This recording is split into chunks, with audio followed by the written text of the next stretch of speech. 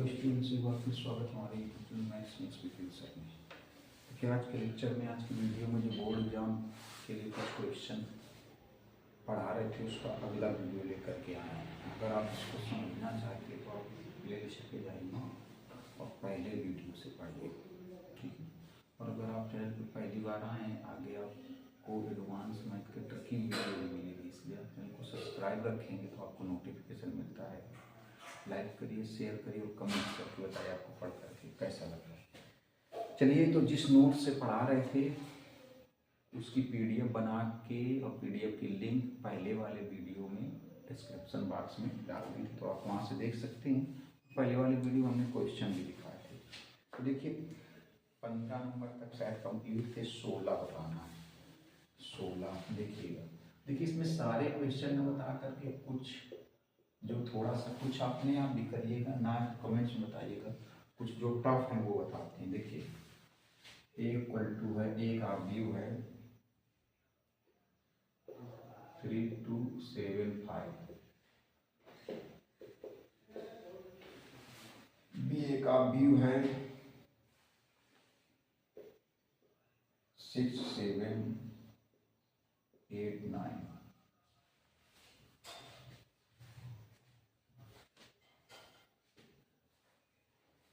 अब देखिए इसमें प्रूव क्या करना है, प्रूव करना है ए बी का inverse equal to B inverse A inverse, A B का होल इनवर्स इक्वल टू। तो देखिए लेफ्ट हैंड साइड से सॉल्व करते हैं। जैसे ए इनवर्स है तो ए इनवर्स का फार्मूला क्या होता है, एडजॉइंट ए अपान सारणी के। तो ए बी के इनवर्स का फार्मूला क्या बनेगा, देखिए ए इनवर्स जब निकालते हैं, ए इनवर्स मतलब ए का प्रतिलोम आती है, तो उसका फार्मूला क्या बनता है, एडजॉइंट ए बटे सारणी, ये मान ही नहीं है, डिटरमिनेंट है। तो ए बी के इनवर्स निकालेंगे तो क्या आएगा, एडजॉइंट ए बी अपान सारणी A B, adjoint A B अपान सारणी ए बी। देखिए पहले ए बी निकालिए, ए बी का मतलब ए और बी का मल्टीप्लाई कर देंगे, ए और बी का क्या कर देंगे। ठीक है, मतलब कुछ क्वेश्चन जो ज़्यादा इंपॉर्टेंट, मतलब इंपॉर्टेंट क्या, जो ज़्यादा टफ है वो बताते जाएंगे, कुछ अपने आप लगाइएगा, ना तो कमेंट्स में जरूर बताइएगा। देखिए तो पहले ए और बी का गुणा करते हैं, ऐसे 3 का गुणा 6 में और 7 का 7 में, फिर ऐसे 3 का गुणा 8 में और 7 का 9 में। इसके बाद इसका गुणा करा 2 का 6 में और 5 का 7 में। इसके बाद ऐसे गुणा 2 का 8 में और 5 का 9 में। देखिए यहाँ पर तो ए बी कितना आएगा, ए बी आएगा ये, इसको जोड़ देंगे 9 8 17, 4 1 5 1 6, इसको जोड़ देंगे 4 3 7, 6 2 8, 5 2 7, 3 1 4, 6 5 11, ये 6 आएगा। अब देखिए, अब पहले क्या निकालेंगे, एडजॉइंट ए बी, मतलब ए बी के एडजॉइंट ए बी मतलब ए बी का सहखंडक निकालना पड़ेगा। तो ए बी का सहखंडक कैसे निकालेंगे, पहले इसके सहखंड निकालो, सहखंड या सहगुणनखंड, सहखंड या सहगुणनखंड। देखो सहगुणनखंड,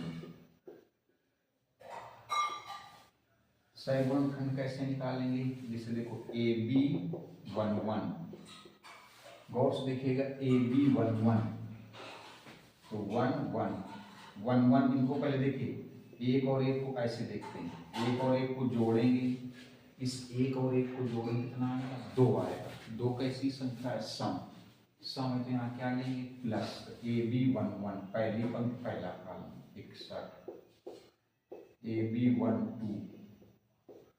देखिए 1 और 2 को जोड़िए, तो 1 और 2 को जोड़ेंगे कितना आएगा, 3 आएगा। 3 कैसी संख्या, विषम, तो यहाँ क्या रहेगा, माइनस ए बी 1 2 1 2, पहली पंक्ति दूसरा कॉलम, ये आया, मतलब -47। फिर निकालेंगे ए बी 2 1, ए बी 2 1, देखिए दो और एक तीन, तीन कैसी संख्या है विषम, तो आगे क्या लगेगा माइनस AB21 दूसरी पंक्ति पहला कॉलम, दूसरी पंक्ति पहला कॉलम कितना आएगा 87। AB22 दूसरी पंक्ति दो और दो चार, चार कैसी संख्या है सम है, तो यहाँ क्या लगेगा +22। इसमें गलत हुआ AB21 मतलब दूसरी पंक्ति पहला कॉलम, सही तो है, दूसरी पंक्ति पहला कॉलम 87 आएगा -87। 22 दो और दो चार सम है तो आगे प्लस रहेगा, दूसरी पंक्ति दूसरा कॉलम 67 आएगा। अब देखिए इनसे कोई आप बी बनेगा उसको आप सी मान लो,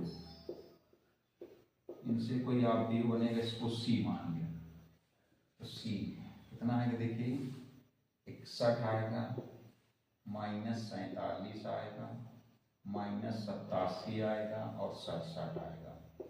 इसका अगर परिवर्त निकाल दें, इसका परिवर्त निकाल दें तो क्या निकाल आएगा ए बी का सहखंड, मतलब निकल आएगा adjoint A B, adjoint A B कैसे निकलेगा इसका परिवर्त। जब एडजॉइंट ए निकालते हैं तो क्या करते हैं, जो ये आता है इसका परिवर्त निकालते हैं, इसका परिवर्त, इसका परिवर्त मतलब सी डैश, कैसे देखो पहले कॉलम को पहली पंक्ति में बदल दिया गया, ये दूसरा कॉलम है इसको दूसरी पंक्ति में बदल दिया गया, ये निकल आया। अब देखिए अभी एक चीज बाकी है सारणिक ए बी, तो सारणिक ए बी का मान निकाला जाए, सारणिक ए बी, सारणी के भी मतलब इसका इसका गुणा 67 और 61 का गुणा -87 और 47 का गुणा। देखिए गुणा आप करा लीजिएगा इसका, क्योंकि अब देखिए अब हम आपको बता रहे सीधे ए बी इनवर्स कैसे निकालोगे। ये जो एडजॉइंट ए बी निकला है उसमें इसका भाग लगाएंगे, जो भी संख्या आएगी। चलिए गुणा करा के देख लेते हैं। चलिए 67 × 61 6 42 6 36 4 40 7 6 2 8 ये आएगा, माइनस इसका गुणा कराओ 7 7 49 7 चौके 28 4 32 7 7 49 7 चौके 28 28 4 32 8 7 56 8 चौके 32 5 37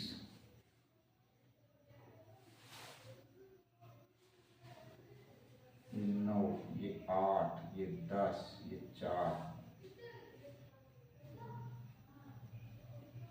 एक बार देख लें 8 7 56 8 चौके 32 5 37 चलो 8 7 3 10 4। यहाँ से देखिए बच्चे का -2। अब देखिए क्या करेंगे, यही फार्मूला लगाएंगे adjoint A B, adjoint A B की वैल्यू ये देखिए 61 -47 -87 67। इसमें किसका भाग लगाएंगे सारणी के बी, सारणी के बी का मान कितना है -2। देखिए -2 का ये भाग लगा दिया, ये -2 का भाग लगा दिया, ये -2 का भाग लगा, इतना देखिए कहने में है -2 का भी है, -2 का भाग लगा दिया। ये तो लेफ्ट हैंड साइड की वैल्यू निकली। अब राइट हैंड साइड निकालेंगे, देखिए इसकी वैल्यू आ गई कितनी -2। राइट हैंड साइड के लिए क्या करेंगे, बी इनवर्स निकालेंगे और ए इनवर्स निकालेंगे, दोनों का गुणा करेंगे, बी इनवर्स और ए इनवर्स का। देखिएगा तो बी इनवर्स कैसे निकालेंगे, ये बी है देखिए,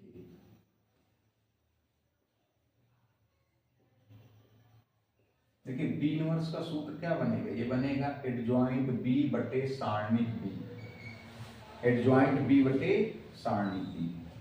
तो पहले सारणिक बी का मान निकाल लिया जाए। देखो 9 × 6 54 और 8 56, सारणिक बी का मान आया -2। अब इसके देखो गुणनखंड निकालो, इसके गुणनखंड,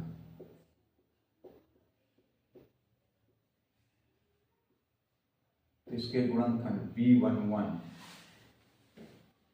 B11 एक और एक को जोड़ेंगे कितना आएगा 2, 2 कैसी संख्या है सम तो आगे प्लस रहेगा, B11 पहली पंक्ति पहला कॉलम ये 9 आएगा, B12 9 आया। देखिए 1 और 2 1 और 2 जोड़ेंगे 3 आएगा। 3 कैसी संख्या है? विषम, तो आगे क्या लगेगा? माइनस 1 2, पहली पंक्ति दूसरा कॉलम, पहली पंक्ति और दूसरा कॉलम, तो 7 आएगा, तो -7 हुआ। B1 3, 1 3 जोड़ेंगे, नहीं सॉरी, B2 1, B2 1, इसको देखो जोड़ेंगे तो 3 आएगा। 3 विषम है तो यहाँ माइनस लेंगे, 3 विषम है तो माइनस लेंगे। 2 1, दूसरी पंक्ति पहला कॉलम, तो 8 -8। B2 2, 2 और 2 जोड़ेंगे 4 आएगा। 4 कैसी संख्या है? सम, तो यहाँ प्लस रहेगा। दूसरी पंक्ति दूसरा कॉलम, 6 आएगा। लेकिन इनसे कोई आप बी बनेगा, इसको आप बी मान लो। जैसे 9 -7 -8 और 6। अब इसका परिवर्त निकाल लें तो क्या निकल आएगा? Adjoint B. एडजॉइंट बी बराबर इसका परिवर्त, परिवर्त मतलब बी डैश, परिवर्त मतलब बी डैश, परिवर्त मतलब पंक्तियों को स्तंभों में और स्तंभों को पंक्तियों में। देखिएगा इसे, ये पहला कॉलम है तो इसको पहली पंक्ति में बदल दें, ये दूसरा कॉलम है तो दूसरी पंक्ति में बदल दें। अब देखिए बी इनवर्स कैसे निकालेंगे? एडजॉइंट बी और बटे सारणिक बी। एडजॉइंट बी तो यही है 9 -7 -8 6, इसमें सारणिक बी का भाग लगा दें, मतलब -2 का क्या लगा दें? भाग, तो बी इनवर्स निकला। बी इनवर्स में गुणा किसका करना है? ए इनवर्स का। तो ए इनवर्स निकालें, देखिए तो ए इनवर्स कैसे निकालेंगे देखना। तो पहले ए कितना है? 3 2 7 5। देखिए ए इनवर्स का सूत्र क्या बनेगा? एडजॉइंट ए बटे सारणिक ए। पहले सारणिक ए निकाल लें, देखिए 5 3 15 और 7 दूनी 14, 1 आएगा। अब इसके गुणनखंड निकालें, देखो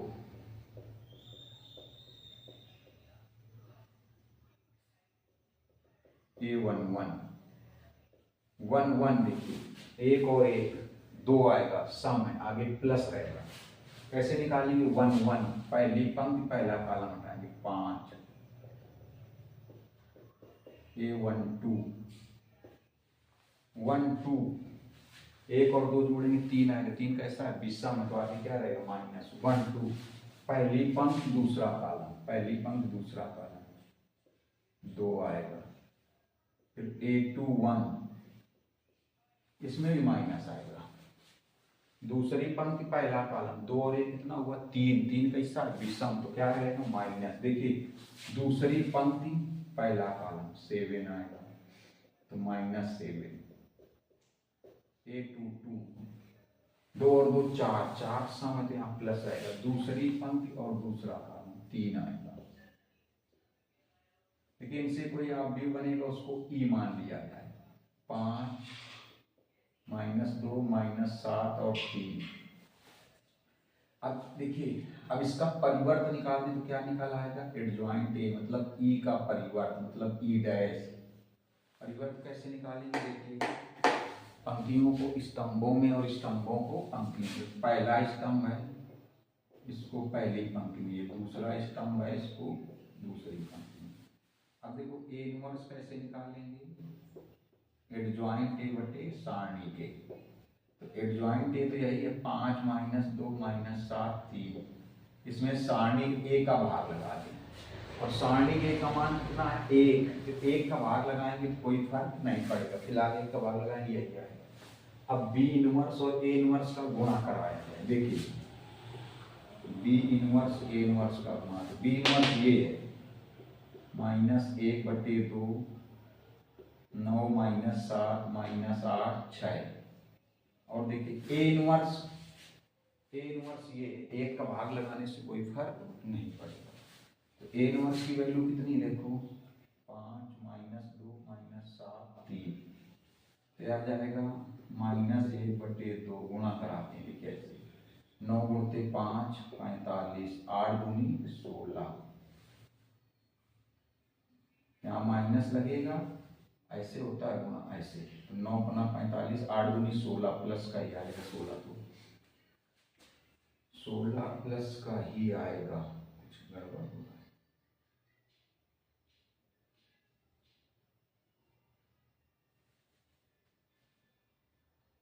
यहाँ प्लस होगा, प्लस का आएगा, प्लस का माइनस माइनस प्लस, फिर ऐसे गुणा कराएंगे 9 सत्ते 63 और 8 तिरका 24, ये आएगा। इसके बाद देखो इसका गुणा जब कराएंगे -7 का 5 में -35, 6 दूनी 12, इसका गुणा जब इधर कराएंगे -7 का -7 से 49 और 6 तिरका 18, अभी आ जाएगा -1/2, ये हुआ जाकर के 61, ये -87, ये हुआ -47 और ये हुआ 67।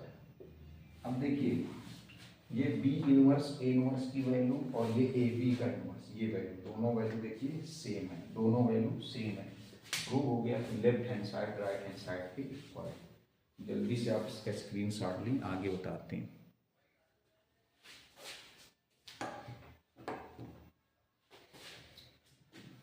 अब देखिए एक 17 नंबर, उसमें भी ए इनवर्स निकालना है, तो ए इनवर्स हमने 14 नंबर में ही बताया था, 13 नंबर नहीं, हाँ 14 नंबर में बताया था। और सिद्ध करना है ए क्यूब के बराबर होगा, तो ए क्यूब कैसे निकालोगे, ए का गुणा ए से कराओगे, ए स्क्वायर आएगा, और फिर ए स्क्वायर का गुणा ए से करा देंगे। तो देखिए हमने क्या बताया, कुछ हम बताते चले, कुछ आप लगाते चलिए, जो ना है तो आप कमेंट्स में बताएंगे। ये 18 नंबर बताते हैं आप व्यू विधि से समीकरण, ऐसे सवाल जरूर पूछे जाते हैं। देखिए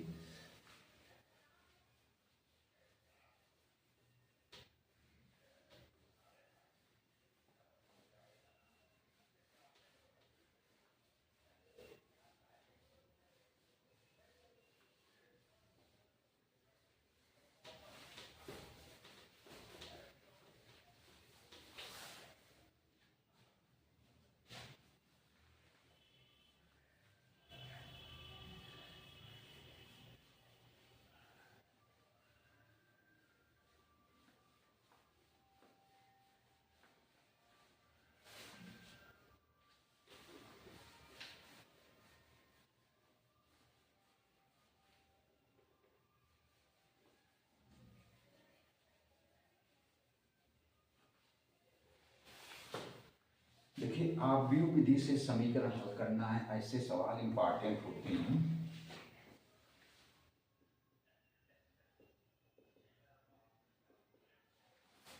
इनको तैयार करना जरूरी। देखिए 3x - 2y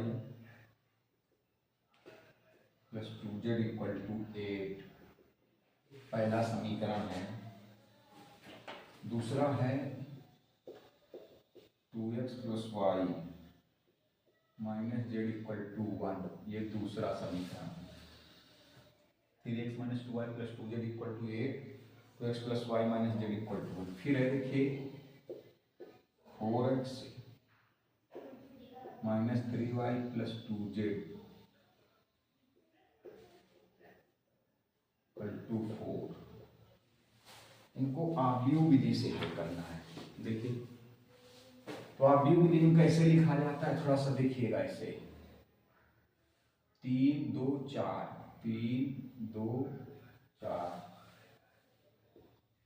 -2 y का गुणांक 1, यहाँ y का गुणांक -3, इसके बाद यहाँ z का गुणांक 2, यहाँ z का गुणांक -1, यहाँ पे 2, और बगल में ऐसे लिखते हैं x y z बराबर 8 1 4, ये देखिए 8 1 4, 8 1 4। क्योंकि अगर मान लीजिए किसी के दिमाग में आया कि ऐसे ही क्यों लिखा जाता है, उसका रिवीजन है। अगर इनका गुणा करके इससे तुलना कर दें, यही चीज बनेगी, यही बनेगी। ऐसे गुणा होगा 3x ये आएगा, -2y ये आएगा, +2z ये आएगा = 8। फिर जब इसका गुणा कराएंगे तो 2x, एक का y में तो y -1 का z में, तो इसलिए इसे लिखा जाता है कि अगर इनका गुणा करके इससे तुलना कर दें तो यही समीकरण बनेंगे। अब देखिए क्या करते हैं, अब इसको मान लेते हैं कैपिटल ए, इसको कैपिटल एक्स, इसको कैपिटल बी। तो ax बराबर क्या बनता है b, x बराबर क्या बनेगा a इनवर्स b। समीकरण 4 मान लो a इनवर्स b मतलब ए इनवर्स का गुणा किसमें कराना है, बी में, तो फिर ए इनवर्स निकालना पड़ेगा। जैसे अभी निकालते चले आए वैसे ए इनवर्स निकालना पड़ेगा।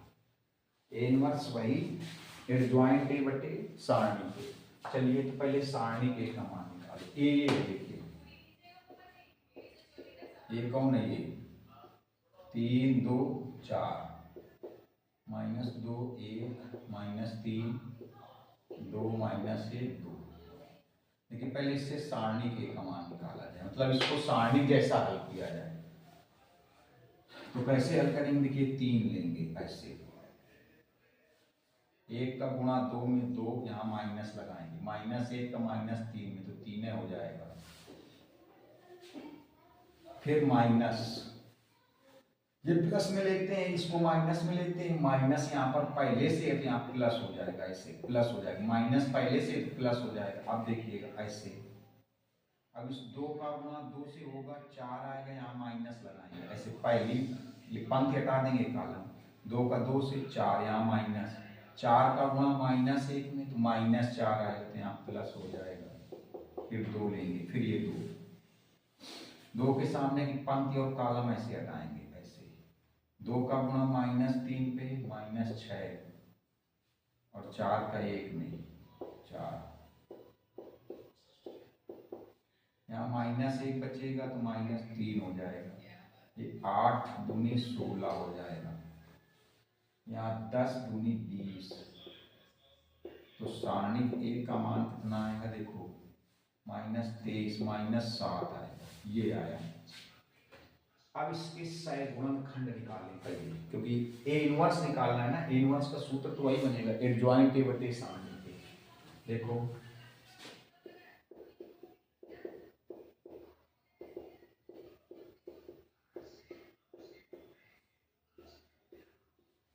कैसे निकालेंगे, देखिए A11 1 1 और 1 2 प्लस में है, 2 सम है तो प्लस में आएगा, यही आएगा। 2 -3 -1 आएगा। A12 1 और 2 जोड़ेंगे तो 3 आएगा। 3 कैसा है, विषम, तो माइनस आएगा। 4 + 4 आएगा, ये आएगा, यही वाला है। 1 2 पहली पंक्ति दूसरा कॉलम, 2 दूनी 4, फिर यहाँ माइनस लगेगा, फिर -4 आएगा तो प्लस हो जाएगा, तो आएगा -8।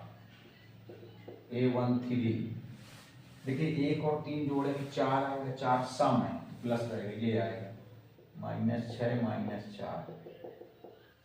इसके बाद A21, अब देखिए A21 2 और 1 3 का हिस्सा विषम, तो क्या आएगा माइनस, कितना आएगा देखो 2 1, दूसरी पंक्ति पहला कॉलम है, ये दूसरी पंक्ति हटाओ, ये पहला कॉलम हटाओ, ये दूसरी पंक्ति और ये पहला कॉलम हटा दो। -2 गुणते 2 कितना आएगा -4, फिर यहाँ माइनस लगेगा, दूसरी पंक्ति पहला कॉलम हटा देंगे। -2 गुणते 2 -4, फिर यहाँ -2 3 6, -6 आएगा तो यहाँ प्लस हो जाएगा, ये आएगा। 6 में 4 गया 2, लेकिन ये माइनस है तो -2। A22 देखिए 2 और 2 कितना होगा 4, 4 का हिस्सा है सम, तो क्या लगेगा प्लस।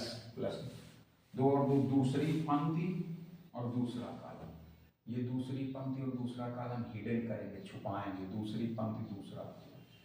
3 गुणते 2 6, ऐसे दूसरी पंक्ति दूसरा कॉलम, 4 गुणते 2 8, ये आएगा -2।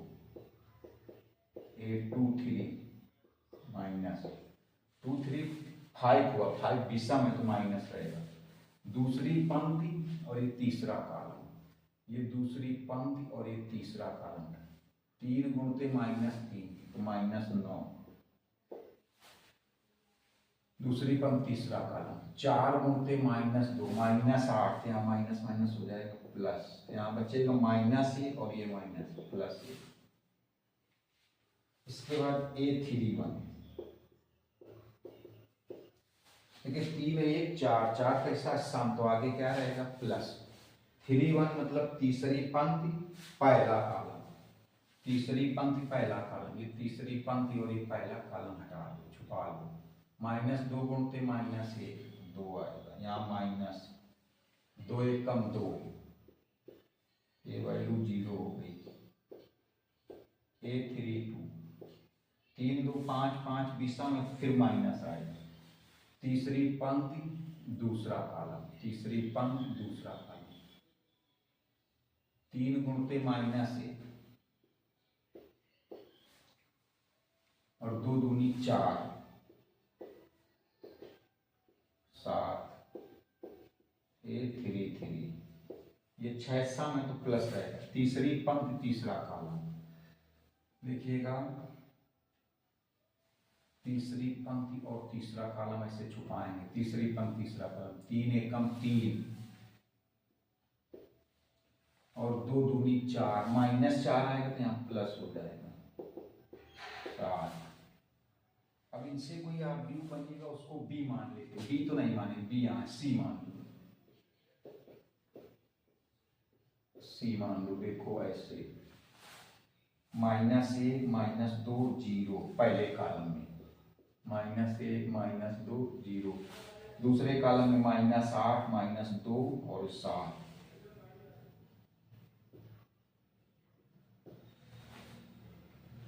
-10 1 7।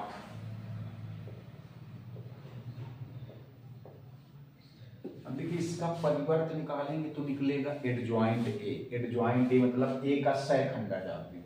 एडजॉइंट ए को हिंदी में क्या बोलेंगे? ए का सहखंडा जाति। देखिए ऐसे एडजॉइंट ए मतलब इसका परिवर्त सी डैश। इसका परिवर्त कैसे निकालेंगे? देखो ये पहला कॉलम है, इसको पहली पंक्ति में लिख दो। ये दूसरा कॉलम है, इसको दूसरी पंक्ति में लिख दो। ये तीसरा कॉलम है, इसको तीसरी पंक्ति में लिख दो ऐसे। अब देखिए ए इनवर्स निकालो, क्योंकि ए इनवर्स का गुणा किससे करना है? बी से। तो ए इनवर्स कैसे निकालेंगे? एडजॉइंट ए बटे सारणी ए, यही है। देखिए एडजॉइंट ए, इसमें सारणी पे का भाग लगाना है। तो एडजॉइंट ए कितना है? -1 -8 -10 -2 -2 1 0 7 7। इसमें सारणी ए का भाग लगाना है। सारणी ए का मान कितना निकला था? -7। तो -7 का भाग लगा। अब देखिए ए इनवर्स आ गया। ए इनवर्स का गुणा किससे कराना है? बी से। ए इनवर्स का गुणा बी से, तो x के बराबर है ए इनवर्स का गुणा बी से। तो इसी के बगल में बी लिखो। ये 8 1 4, ये बी। अब इनका देखो गुणा कराएंगे तो आएगा ए इनवर्स बी। इतना आएगा, देखो -1/7 तो लिख दो। गुणा कैसे कराएंगे समझिएगा, इस टाइप से। -1 का 8 में -8, -2 का 1 में और 0 का 4 में, ये आएगा। इसके बाद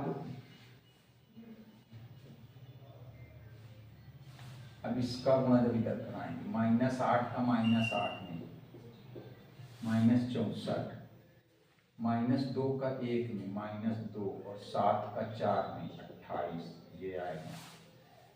इसके बाद इसका गुणा जब कराएंगे, -10 का 8 में -80, 1 का गुणा 1 में 1 और 7 का 4 में 28। और देखिए ए इनवर्स बी किसके बराबर है? x के। तो इसकी जगह x लिख दो। x बराबर -1/7। ये कितना आएगा? -10, ये हो जाएगा 66 और 66 में से अगर 28 घटा देंगे तो 38 बचेगा माइनस का, और ये हो जाएगा 29 घटा देंगे तो 51 बचेगा माइनस का। ये वैल्यू सही है क्योंकि कुछ वैल्यू इस टाइप से निकल रही है। मित्रों हमने सही, चलिए यही लिखें उसमें। तो आपको देखिए तरीका समझना है कैसे। अब देखो x की वैल्यू रख दो। x की वैल्यू ये x y z, x वाला वैल्यू क्या है? x y z। और -7 का इसमें भाग लगाओगे तो 10/7, -7 का इसमें भाग लगाओगे 38/7, -7 का भाग इसमें लगाओगे 51/7। देखिए तो x की वैल्यू कितनी हो गई 10/7, y की वैल्यू 38/7 और z की वैल्यू 51/7। कि हमने अपने हिसाब से कैलकुलेशन सही किया। आपको तरीका समझ में आना चाहिए कि कोई सवाल आपकी विधि से आएगा तो उसको कैसे लगाएंगे। तो जल्दी से इसका स्क्रीनशॉट ले लीजिए।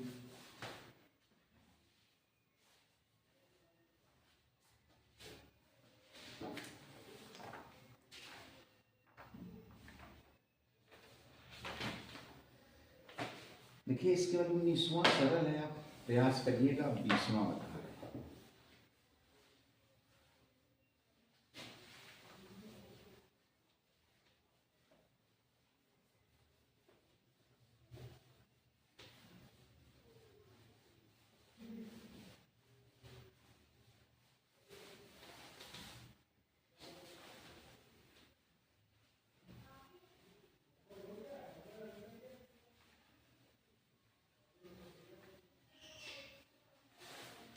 देखिए 20वें में सिद्ध करना है दो व्युत्क्रमणीय आव्यूह। व्युत्क्रमणीय आव्यूह मालूम किसको बोलते हैं? जिसके सारणिक का मान 0 ना हो उसको व्युत्क्रमणीय बोला जाता है। व्युत्क्रमणीय मतलब जिसके सारणिक का मान, अगर कह दिया जाए a व्युत्क्रमणीय आव्यूह मतलब सारणिक a का मान 0 नहीं होगा। अगर कह दिया जाए b व्युत्क्रमणीय आव्यूह मतलब सारणिक b का मान 0 नहीं होगा। तो सिद्ध करना है ए बी का whole inverse equal to B inverse A inverse. ये सवाल बहुत ज़्यादा पूछा जाने वाला है।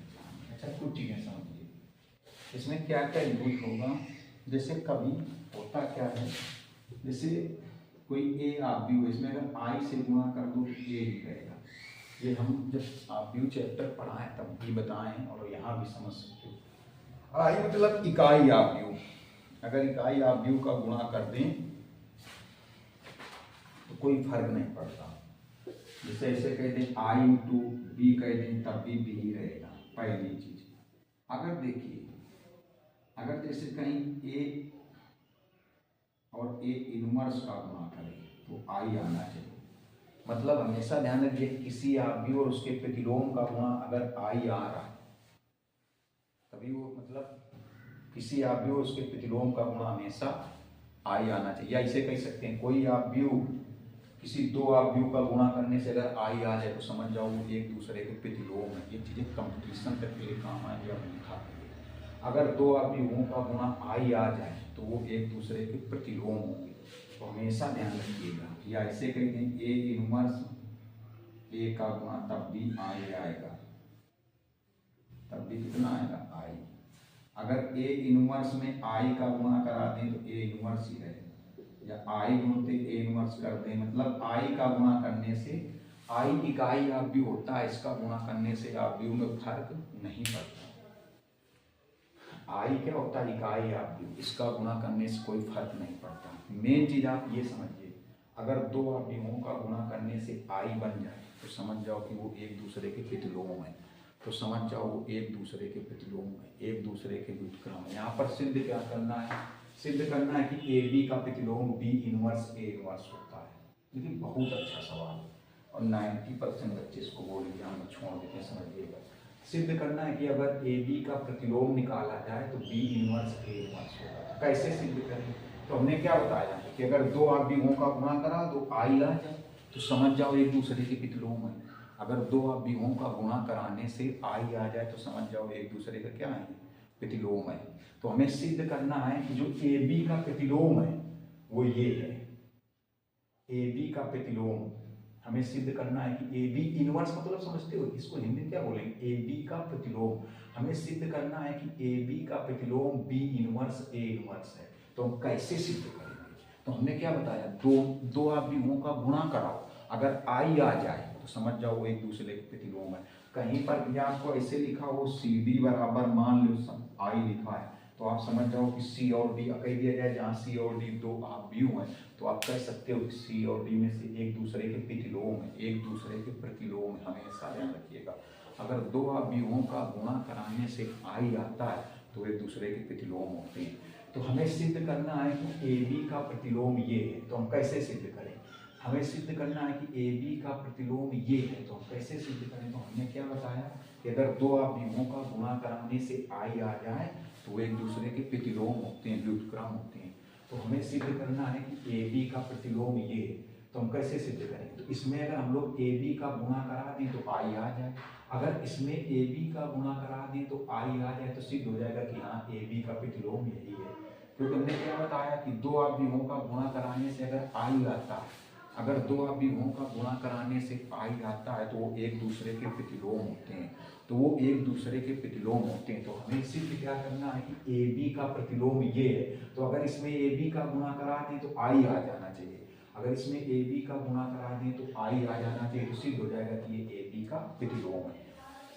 हमने क्या बताया कि अगर दो अवयवों का जिसे कह दिया जाए कि सी डी बराबर आई, तो कह सकते हैं कि जो डी है वो सी का प्रतिलोम है, या कह सकते हैं कि जो सी है वो डी का प्रतिलोम है। अगर दो अवयवों का गुणा आई आ रहा है तो एक दूसरे के प्रतिलोम है, तो अगर ए बी का गुणा इसमें करा दें और आई आ जाए तो ए बी इसका क्या हो जाएगा? प्रतिलोम हो जाएगा, या ये ए बी का प्रतिलोम हो जाएगा, ये ए बी का क्या हो जाएगा? प्रतिलोम। हमने बताया कि अगर सी और डी का गुणा करने से आई आ जाए, दो अवयवों का गुणा करने से आई इकाई अवयव आ जाए, तत्समक अवयव आ जाए, तो फिर समझ जाओ कि वो एक दूसरे के प्रतिलोम है। तो हमें सिद्ध करना है कि ए बी का प्रतिलोम ये है, तो इसमें ए बी इनवर्स सिद्ध करना है ना, मतलब ए बी का प्रतिलोम ये सिद्ध करना है। तो अगर इसमें ए बी का गुणा करा दें तो आई आ जाए, तो ए बी अगर इसमें ए बी का गुणा कराने से आई आ जाएगा तो सिद्ध हो जाएगा कि ए बी का प्रतिलोम ये है। देखिए अब क्या करेंगे, तो ए बी का गुणा करेंगे, किसमें करेंगे? बी इनवर्स ए इनवर्स में। अगर आई आ जाए, अगर इसका गुणा करने से आई आ जाए तो सिद्ध हो जाएगा कि बी इनवर्स ए बी का क्या है? प्रतिलोम। क्योंकि हमने क्या बताया, अगर दो अवयवों का गुणा करने से आई आता है तो एक दूसरे के प्रतिलोम होते हैं। जैसे ए इनवर्स अगर आई आ जाए तो ए इनवर्स क्या हुआ? ए का प्रतिलोम हुआ, ए इनवर्स क्या हुआ? ए का प्रतिलोम हुआ, या कह सकते हैं ए क्या हुआ? ए इनवर्स का प्रतिलोम हुआ, इस तरीके से। तो अगर इसमें ए बी का गुणा करने से आई आ जाएगा तो ए बी का प्रतिलोम यही होगा। चलिए गुणा कराते हैं इसको दो तरीके से, ए बी का गुणा इसके पहले करेंगे, एक बार ए बी का गुणा इसके बाद में करेंगे। क्यों? क्योंकि ए इनवर्स भी आई होता है और ए इनवर्स ए भी आई होता है। मतलब देखो ए इनवर्स भी आई होता है और ए इनवर्स, जैसे यहाँ पर सी डी अगर आई है तो डी सी भी आई रहेगा। कहीं तो चाहे तो सी जो है बी का प्रतिलोम है और चाहे तो जो डी है वो सी का प्रतिलोम है। अगर प्रतिलोम है तो अगर सी पहले लिखोगे तब भी आई आएगा, डी पहले लिखोगे तब भी आई आएगा। तो वही चीज तो हमें सिद्ध करना है कि ए बी का प्रतिलोम ये, तो इसमें ए बी का गुणा कराएंगे, एक बार पहले लिखकर तब भी आई आना चाहिए, एक बार इसके बाद में लिखेंगे तब भी आई आना चाहिए। तो देखिए कैसे कराएंगे। अब ये आएगा ए, इसको ऐसे करो बी और बी इनवर्स एक साथ ले लो। सवाल सरल है लेकिन तरीका समझना है। बी और बी इनवर्स एक साथ ले लिया। अब देखिए बी और बी इनवर्स क्या बन जाएगा? जैसे ए और ए इनवर्स क्या बनता है? आई। बी और बी इनवर्स क्या बनेगा? आई। अब देखिए ए आई एक साथ ले लो, ए आई एक साथ लिया गया और हमने बताया किसी अवयव में अगर आई से गुणा करते हैं तो कोई फर्क नहीं आएगा, ए ही आएगा। अब ए इनवर्स, अब ए और ए इनवर्स का अगर गुणा करते हैं तो कितना आएगा? आई। तो ए बी का गुणा हमने इसमें कराया तो कितना आ गया? आई। मतलब ए बी का प्रतिलोम ये है। अभी अब क्या करेंगे? अभी हमने ए बी का गुणा इसके पहले किया था, अब ए बी का गुणा इसके बाद में भी करेंगे। क्यों? क्योंकि अगर ए इनवर्स आई है तो ए इनवर्स ए बी कितना होगा? आई। देखिए तो बी इनवर्स ए इनवर्स, अब इसके बाद में ए बी का गुणा कराते हैं तो ऐसे ए इतना एक साथ ले लो, ये ए इनवर्स और ए एक साथ, और ए इनवर्स ए क्या बन जाएगा? आई बन जाएगा। बी इनवर्स आई एक साथ ले लो और बी इनवर्स आई कितना आएगा? बी इनवर्स आएगा, क्योंकि आई का गुणा करने से कोई फर्क नहीं पड़ता है। बी इनवर्स बी, फिर बी इनवर्स बी क्या बन जाएगा? जैसे ए इनवर्स ए क्या बनता है? आई, वैसे बी इनवर्स बी आई। तो देखिए हमने ए बी का इसके पहले गुणा करा के देखा तो आई आ गया, ए बी का इसके बाद में गुणा करा के देखा तो आ गया, इस आई आया। इसका मतलब ए बी का प्रतिलोम यही है, ए बी का प्रतिलोम यही है। तो लिख देंगे अतः ए बी का प्रतिलोम मतलब ए बी का इनवर्स कौन है, बी इनवर्स ए इनवर्स। ये बहुत अच्छा सवाल, इसका स्क्रीनशॉट लीजिए। अगले वीडियो में और इसके क्वेश्चन जो टफ है वो बताते जाएंगे, जो ना तो आप कमेंट्स करके